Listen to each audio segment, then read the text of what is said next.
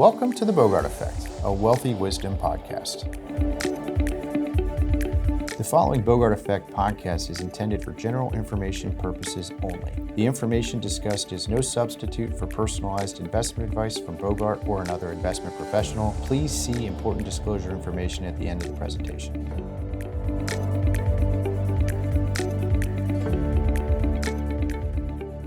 All right, good morning. Welcome to the BOGART Effect. I'm James Bogart. I've got Patrick with me, and we're going to be talking about bridging the gap, specifically getting into if you want to retire before the age of 65, one of the largest expenses that we find our households have is medical. And so the conversation needs to be, how are you going to fund medical expenses when you're under the age of 65? And people say, why 65? Well, Medicare. And just real quick, when you turn 65, you get on Medicare Part A, Part B, then you have some options that you want to pick in terms of Part C, Part D, et cetera, to add on medical coverage. But that's not available to you before you turn the age of 65. And so this is a very active and dynamic conversation that a lot of our households have. Now, we want to go through the options, but to quantify this, a 60-year-old costs about $2,500 per month for healthcare costs, right? So that's just one person, by the way. If you have a family, it starts to get significantly more expensive. So, this is a very large expense that we want to make sure that we're having this conversation around and making sure that we have adequate coverage, et cetera. So, Patrick, sorry, that was a long intro, but thank you for having me. I do appreciate you joining today. And I know I already kind of quantified the why this matters. But, we work a lot with individuals that work at Fortune 500 companies. And it's amazing how this is a benefit that I think is undervalued dramatically, right? Like the healthcare costs and specifically being eligible for retiree medical, right? So I remember vividly when some of these companies are going through layoffs or the culture is just not very good. So people are thinking about taking new jobs. And so we're talking to a lot of mid to late careers, right? Let's just say someone who's in their 45 to 53, 45 to age 53 age range. And it's like, look, you have dramatic implications if you make this decision far outside of your paycheck, right? And so when you start embracing like, all right, this retiree medical bucket, and as I mentioned, it's a significant cost.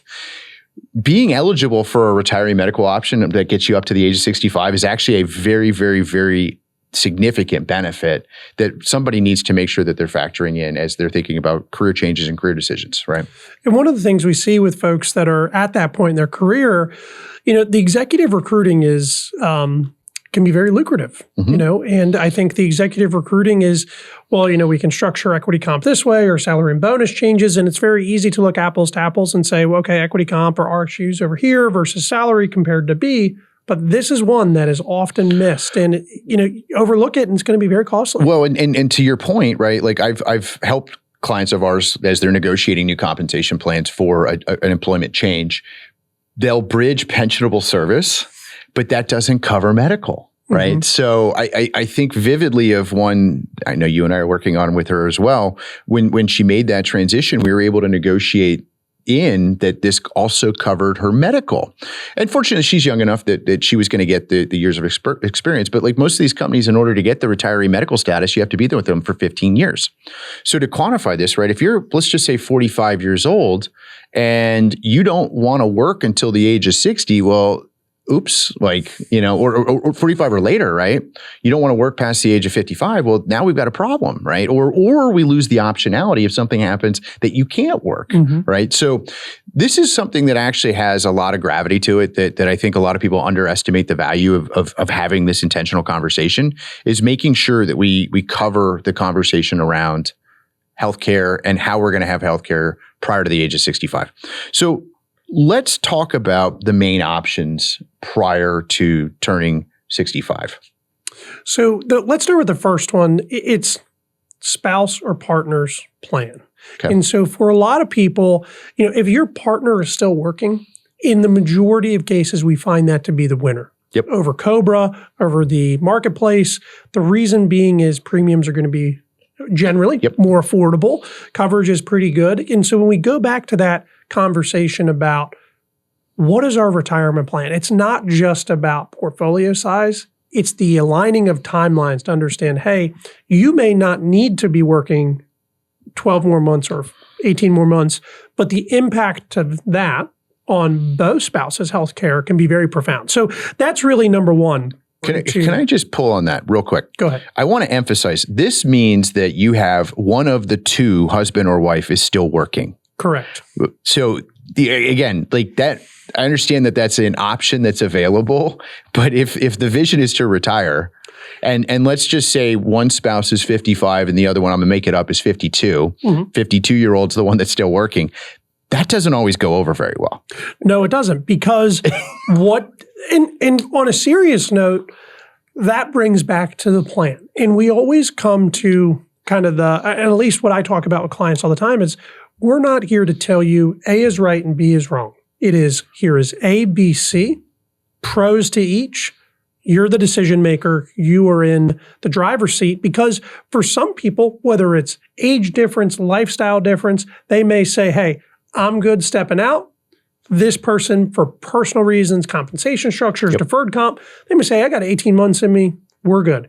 Other folks may say, I don't know what I'm going to do all day because my spouse is going to be at work doing this. Like, what do I do? And that creates misalignment of time horizons. And so while retiree medical is so crucial, a lot of it does come back to the plan. What is the personal preference? What is your, capacity to fund some of these things? Because there's an optimal way in the spreadsheet to do retiree medical. That doesn't mean it's the optimal way for you. I think this is becoming, and maybe this is a little reversion back to the beginning, but this generationally is becoming a bigger and bigger and bigger problem. Like, long gone are the days of the 30+ year careers, right? Like, and this is just, a really gross generalized statement. But when I look at baby boomers, the average number of employers for a baby boomer was 4. The projection for a Gen Z is 30. Like, so, wow. Again, obviously Gen Zs are just now turning 30, right? So like that's a really unfair statement. But when I look at most Gen Zs that we're interviewing with, they've already had 5 jobs, 6 jobs, like between 21 and 30, right? Like, so it is a statement that like there is a lot more transition. So I make that comment solely because if mom and dad are watching this and like they're trying to give some guidance to their children, like there is value in loyalty. Like there is value in keeping an employer for a longer period of time. But coming back to the comment about, you're absolutely right. Economically, a spouse's plan would most likely be the most cost efficient way of bridging this gap. But let's say, for example, one spouse retires at 55 and they don't have coverage and we need to get to 65. And just assume they're both the same age. Like, is it fair to assume the secondary spouse is still going to work for another 10 years? In most cases, no. Exactly, right? And so I only frame that because now we need to start talking about some of the other options, right? So let me come back to that example of more of an extended. The other option as it relates to, staying on is there is COBRA coverage for retirees. So what is COBRA? So COBRA essentially is a program in which you can stay on your insurance for up to 18 months post-retirement, and you essentially retain all the same benefits. Or separation from service. Correct. And so in that event, you can do a bridge. Recently, I had a retiree. Last day of work was on 64th birthday. COBRA could be a decent option in that case because it works as a bridge. It gets us to Medicare A and B, and then we can get into supplemental, and that's a whole different podcast. That being said, in that case, it works really, really well. It does, you do see costs typically go up because you are paying the employer side of that coverage. So there's some nuance to that, but if you are finding yourselves 63, 64 retiree target, this should be one that's top of the list. Now, let's say, coming back, if you're 55 or 56, 57, 58, 59, 18 months isn't long enough because we got to go all the way to 65. So while this may be a Band-Aid, it's not going to fix the broken arm. But to your exact comment, it might be the step. before we move into some of these next options, right? So this is I hate to say it, but it's a math equation, right? Like we look at the economics of all the viable options, to your point. We're going to look at each of them. And this might be one step towards it. And so you talked about kind of the bridges. A lot of folks with retiree medical, they'll say, well, I need to find my one bridge. But that may not be the case, because when we look at things like the public marketplace, the ACA exchange, those premiums you talked about are pretty expensive. Yep. They are, talking $2,500 a month, $3,000 a month, depending on who's on the plan. Oh, by the way, $2,500 a month is not like great coverage. Right. I mean, that's like to have coverage. It's not great coverage. And so, and that doesn't even get into the fact of like you can get denied for some pre-existing conditions and all of that. And so when you think about retiree medical, we get into this kind of ladder approach. Maybe we use COBRA because it's going to be more cost effective on the front end, whether it's separation from service, retirement, whatever. And then we roll into the public marketplace, because typically what we've found, particularly the way the subsidies are structured under the current congressional landscape, is the public marketplace is going to be very costly. And so how we can strategically bridge to 65 is going to be very, very important. Bingo. Now, the other part of that is, so in the public marketplace, we talked about pre-existing conditions. We've talked a little bit about tax credits. It is the main option for folks, though. And we need to really confront the reality of, we go back to, in retirement, cash flow is the most important factor in ensuring cash flow durability for not only the front half of retirement and the active years, but what's post that. So with private, let's get into, because this is probably the reality of most people, right? Let's get into the mechanics of using a private policy. It's like, what does that look like? Do I just go online and find something, or is it a broker? Is it? So for the most part, we're looking at agents, brokers, private exchanges. And so I know we've kind of harped on the public side. Private is going to give you more customization. And for a lot of our clients, and particularly the ones that have kind of had corporate benefits for a long time, this is going to look and feel, I would say, the most like what you currently have. COBRA would, but we have the time clock. Partners plan, depends on what the partners plan looks like. And then public place is going to look a little bit different from coverage. So the private, is going to give you the best look and feel. That being said, it is going to be really the best for people who potentially have higher incomes, because there's going to be no subsidy eligibility there as opposed to public. Subsidy is kind of a way to bring premiums down. So for folks that are in a decent tax bracket, have decent cash flow, decent net worth, we're really talking about private insurance for a lot of folks. And broker's the best way to do that, particularly a broker that can evaluate multiple different policies and carriers for you. I'm just like sitting here thinking about like, how do I fix this problem? And like, it's a problem. It's a very real problem. But I come back to like the integration of a financial plan in this discussion is immediately where my mind goes. And I come back to like the individuals we worked with a couple of years ago that were thinking about leaving. Like sometimes the best course of action is to not leave your current employer, especially if that retiree medical benefit is something that's there. So making sure that we're being intentional associated with these conversations before we make an irreversible decision, right? Because I think that is one that is extremely important. I've even seen instances where somebody left a company and then ended up coming back just to be able to get that service tenure, to be able to get the retiree medical off of it. Not always available, because I hate to say it, but some of those employers don't want to be hiring somebody that's later ages in life because it's more expensive to employ them.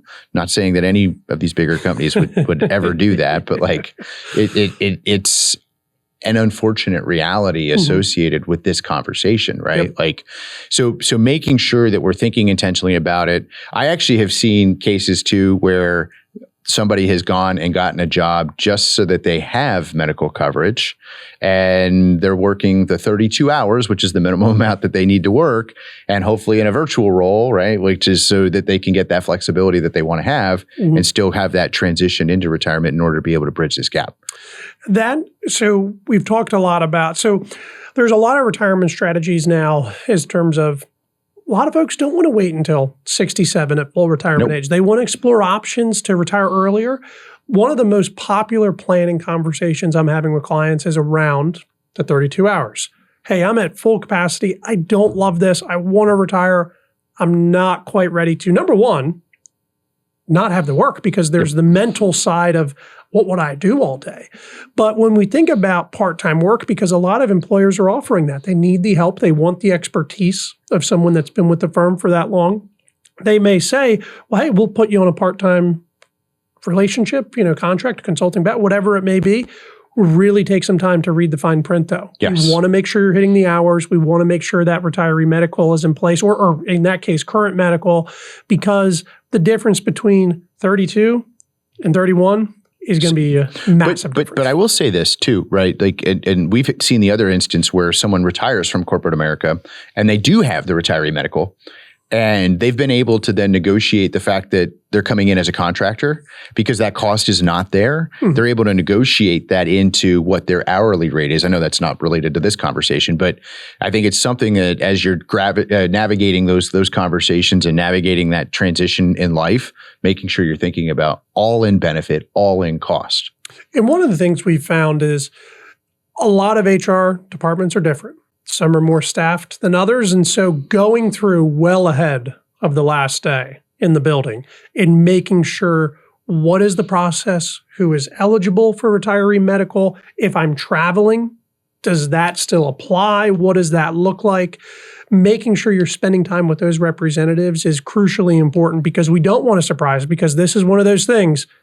Well, if that initial paperwork is off, we typically don't get a second chance. Well, and I've got some horror stories off of this that we've seen. Like, most of these large companies are outsourcing these benefit programs to a third party that's historically in some other part of the world, lower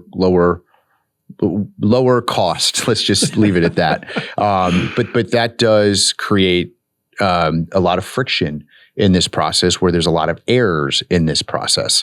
I would say, when you're making the transition to retiring, especially if you know that you've met all the criterion to be eligible for the retiree medical, but making sure the paperwork is done correctly is extremely important. By the way, retirement, if you are leaving a corporation that has medical, retirement is a life event, so it does give you the ability to change your medical coverage at that point in time. A lot of the times I see most of our clients just keep the same one that they had while they were working, but you do have the ability intra-year before open enrollment to be able to make any changes if you need to, which could be, you're adding coverage, or it could be you're dropping a kid, right? Which also lowers your cost, usually. I'm in the purge mode right now, right? Like, my kids are so young, it's not even. But brings up a good point.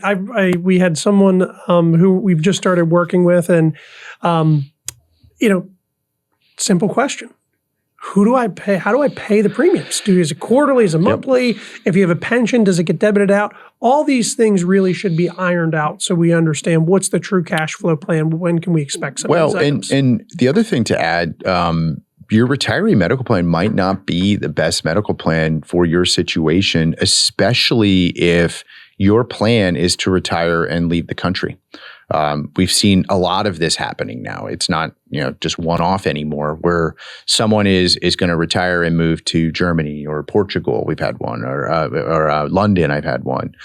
So the point is that some of these employer plans are not always the best one, and we still might want to. Now, by the way, you and I are working with one right now. Like, the country that they went to has the best plan. Now, their tax structure is a little higher, right? But like, the social programs are significantly better than our private programs here. So maybe that is the option if you're going to another country. But I've found in a lot of instances that isn't always the case, or at least the level of coverage that you were expecting or had before.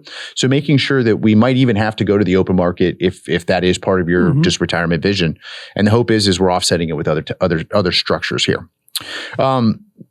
One of the things that I would say misconception here, right? A lot of people think that because they turn 62, that Medicare kicks on.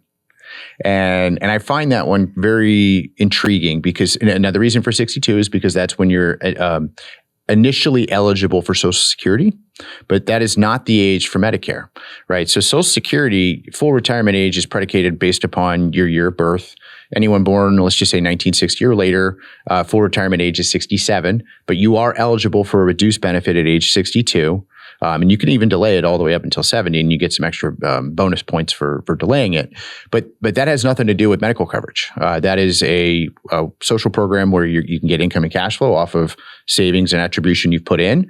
But when it comes to Medicare, Part A, Part B, those are all determined starting at the age of 65, and which is why we're keep using that 65 age trigger.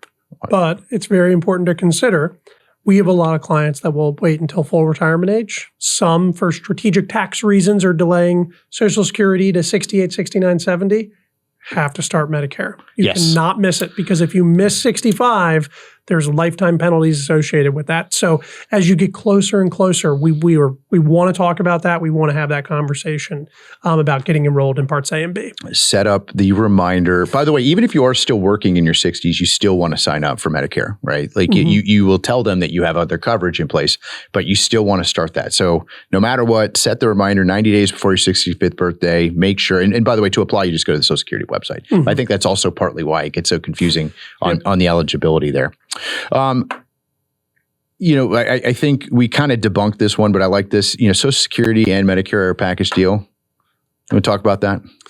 So they are and they aren't, right? So from after you're 65 and you elect to begin benefits from Social Security, they are kind of a package deal. You can have premiums taken out of Social Security. They're kind of working in tandem. But prior to that, they're not a package deal whatsoever, because like we talked about, you could begin Social Security at 62, get your benefit the first day you're eligible. That doesn't make the slightest of difference on your Medicare benefits. But on the flip side, we need to be doing that at 65 for Medicare. So Medicare is a hard deadline. We can't forget it. As James talked about, we need the calendar reminders. We need all the things.